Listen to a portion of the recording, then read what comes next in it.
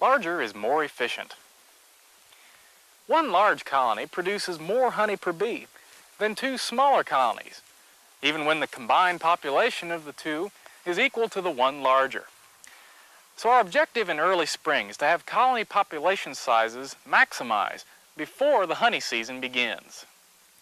If they don't, bees will use the incoming nectar to increase their populations instead of storing it as surplus, which we can harvest.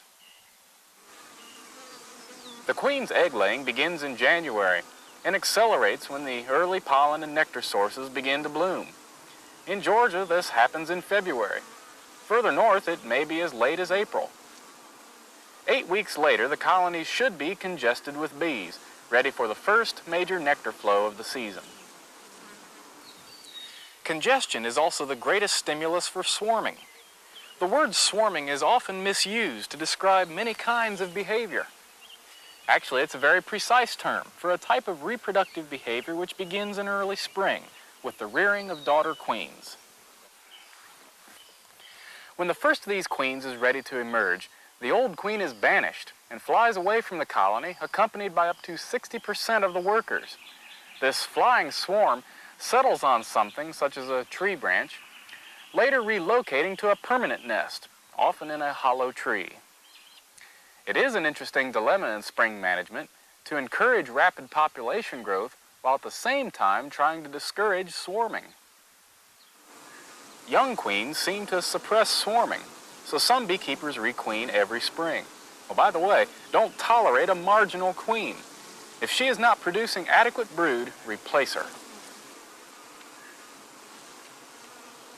If you are using one-story hives, you can discourage swarming by providing more honey supers above the queen excluder. And if you're using two-story hives, you'll probably find most of the bees in the upper body, with little activity below. For some reason, bees will rarely move downward to reoccupy the lower super, so from their perspective, they're congested.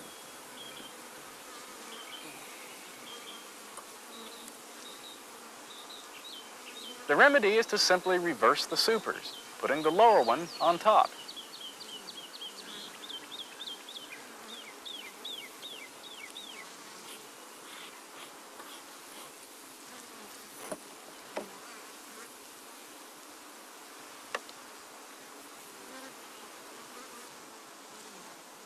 Another way we can control swarming is to split congested colonies. And this works with both one- and two-story hives.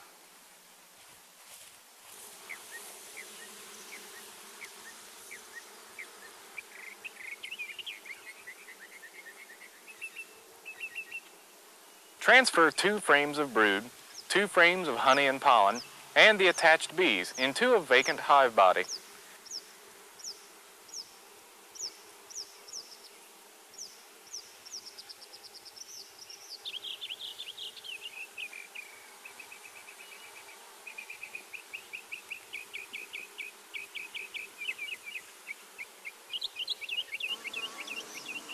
Add a new caged queen and move this split-off colony at least 2 miles away from the parent, so the bees won't drift back.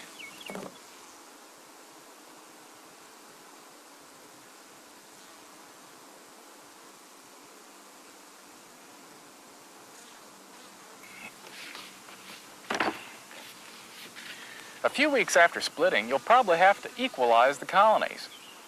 Working hives so that they are relatively equal in the number of bees and the amount of brood strengthens weaker colonies and gives us more uniform honey producers.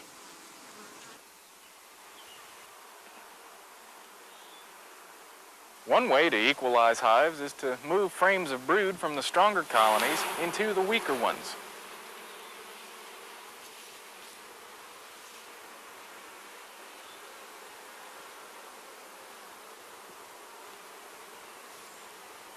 This may have to be done twice, once in early spring and again before the major nectar flow.